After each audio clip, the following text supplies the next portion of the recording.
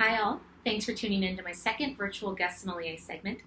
My name is Kim Stone and I'm a certified sommelier and also have my diploma of wine and spirits from the Wine and Spirits Education Trust. But more importantly, for the purposes of today, I'm a friend of Justin's, owner of Resolute Wine Bar, and we're collaborating on a new way of bringing wine advice to you in your home.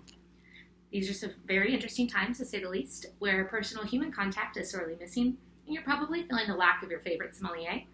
But hopefully these virtual segments will be educational and point you to some great deals on wine selections.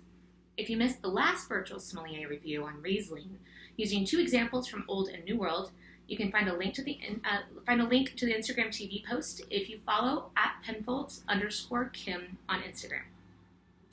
Today, we're going to be talking about Syrah and Shiraz, a grape that confuses a lot of people because they don't realize that it's the same thing.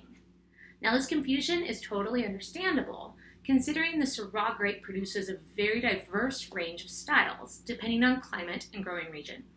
A good rule of thumb is that cool climate wines are usually called Syrah and produce wilder, more savory styles of wine, while wines coming from warmer growing climates tend to be called Shiraz and produce richer, more fruit-forward styles. Examples of cool climate Syrah-producing regions include Northern Rhone, the native and spiritual home of Syrah, parts of coastal California, and Chile, while warmer growing regions include South Australia, particularly Barossa Valley and McLaren Vale, Hunter Valley in New South Wales, and South Africa. We'll talk more about common descriptors and markers for cool and warm climate Syrahs as we examine examples of both. First, a premium expression of Shiraz from South Australia, the 2014 Penfolds St Henri Shiraz, as well as a cool climate Syrah from Santa Rita Hills in California, 2016 Ojai Vineyard Sebastiano Syrah. Alright, so what is Syrah? It's a small, thick-skinned grape that is the offspring of two ancient varietals, Dureza and Mondoux Blanc, grapes that no one has ever really heard of, so don't worry. The first vines were thought to have been planted by Romans in what is now known as Côte Rôtie and the northern part of the Rhone Valley in France. Today, Syrah is one of the top most planted varietals in the world, but can be distinctly different based on its growing region. In general, though, the grape produces dry, full-bodied wines that are opaque in color, retain their acidity very well, and have moderate to high alcohol with firm tannins. So I mentioned that the origin of Syrah is in Northern Rhone in France, and even though we're not focusing on those wines today, I'd be remiss if I didn't address this benchmark region. Northern Rhone is comprised of 8 appellations, with Côte Rôtie and Hermitage being probably the best-known examples. These wines command extremely high price points and can age for decades. Now, the climate of Northern Rhone is pretty cold and windy, and the slopes of these vineyards along the Rhone River are extremely steep, sometimes almost vertical, which is actually really important because it allows the vines to get as much sunlight as they can so they can ripen. Now, Syrah, though once popular, was a wine that had pretty much fallen out of favor and wasn't exactly found on a lot of dinner tables.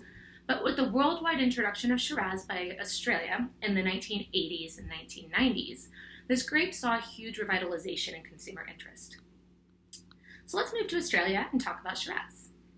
Once again, Syrah and Shiraz are the same thing, but Australians introduced the name Shiraz, and it became synonymous with a riper, richer style of wine that highlights the fruit character more than that animal, peppery element that cooler climates can produce. Shiraz was originally brought to Australia in 1832 by James Busby and was widely planted across New South Wales and South Australia. In fact, the oldest vines in the world of this grape can be found in Barossa Valley, because phylloxera had never actually touched South Australia, so thank you for that. Originally used as a blending grape, it soon became known for its ability to create premium wines that were delicious on their own, with of course the greatest example of Shiraz being the Penfolds Grange, one of the world's most iconic and collected wines. Now, if you tuned into my Riesling talk, you'll remember that Penfolds was founded in 1844 by Dr. Christopher and Mary Penfolds, and they made a name for themselves producing fortified wines until 1948 when Max Schubert took over as chief winemaker and led them into a future of still wine production. Now rewind back to the 1890s, where in a neighboring vineyard to the Penfolds property, at a winery called Aldana, St Henri Shiraz was being made by a Frenchman named Leon Edmond Mazur. His approach to winemaking was to create a Shiraz that wasn't influenced by oak character, but that was a pure expression of the high-quality fruit coming from the land. Long after Mazur retired, Penfolds winemaker John Daverin was put in charge of Aldana and decided to pay homage to Mazur and revitalize the wine under the Penfolds masthead. So 1957 was the first commercial release of St Henri Shiraz, a premium, pure expression of Shiraz that is now one of the most prized and age-worthy wines in the Penfolds portfolio. In order to preserve the purity of fruit, St Henri is aged for 12 months in really, really big barrels, almost 1,500 liters, that are over 50 years of age. So in other words, extremely neutral oak that's going to allow the interaction of oxygen with the juice, but it won't impart those vanilla or coconut flavors that new oak brings to the table. Penfolds embraces a multi-region sourcing philosophy of grapes for many of its wines, which allows the winemakers to make the best wine possible they can in any given vintage. They're just bringing grapes from the best vineyards into the mix each vintage, and it can vary vintage to vintage. So grapes are coming from all over South Australia, but predominantly Barossa Valley and McLaren Vale, which provide depth and concentration, and then some Adelaide Hills Shiraz, which is a cooler region and is prized for the aromatics it contributes. So St Henri, again, an extremely elegant wine that can age for decades. So it's quite opaque in the glass. You'll get notes of cranberry, blackberry, olive, fennel, cacao, and some Middle Eastern spice. In fact, I recently enjoyed a bottle of this wine at Aziza, a Moroccan restaurant here in San Francisco, and paired it with a lamb, prune, and couscous dish. It was remarkable how the rich, heavily spiced meat and the dark fruit of the prunes balanced out the wine. Now, this is just one example, although a fatty, rich meat with a fruit flavor of some sort, so a kind of sweet and salty complement, is definitely something I would consider. So let's talk about another New World region, but one that has a distinctly different climate than South Australia.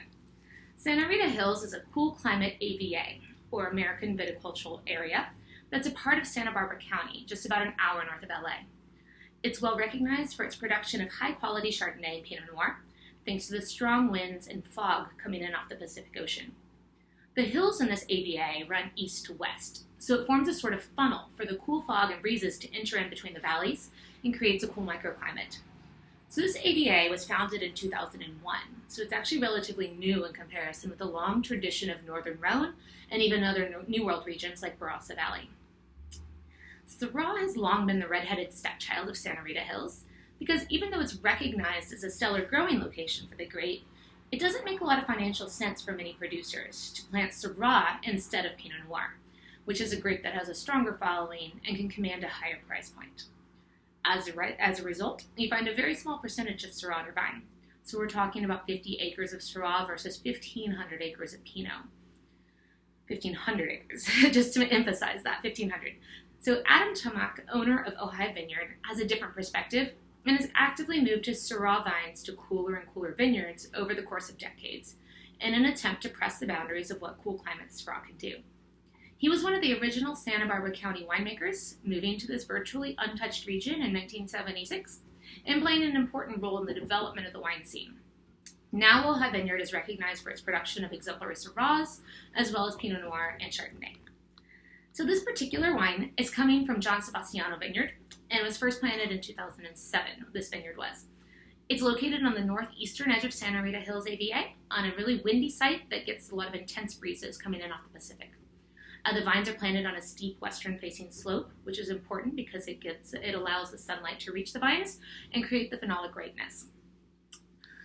So this wine is vinified with 25% whole cluster to add depth and spiciness, and then it's aged for 17 months in mostly neutral French oak barrel.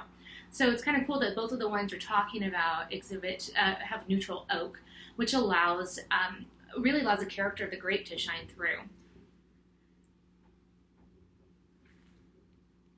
This is a wild and powerful wine. It has a lot of gaminess, smoke, black pepper, licorice, tobacco. Definitely a more animalistic style of Syrah. However, you see a distinct difference from Northern Rhone expressions like Cote Rôtie because you also get the California sunshine. So it's a little riper, a little more of that blackberry pie fruit coming in, but very well balanced and elegant. For pairings, think like smoked and grilled meats, umami-driven dishes like grilled eggplant or mushrooms, and some ragouts would be things I would consider. All right, I'm going to leave it here. Thanks again for listening to the end, and if you're interested in tasting any of these awesome wines yourself, you can order following the link in my bio to get a great deal. The Penfolds St Henri, it's normally 120 down to 90 on its own, and the Ojai Vineyard Syrah is normally 50 down to 37.50. But if you purchase both of these together in a 2-pack, it is 105, so an absolutely amazing deal. Thanks again, everyone, and I'll talk to you next time. In the meantime, stay safe and stay inside.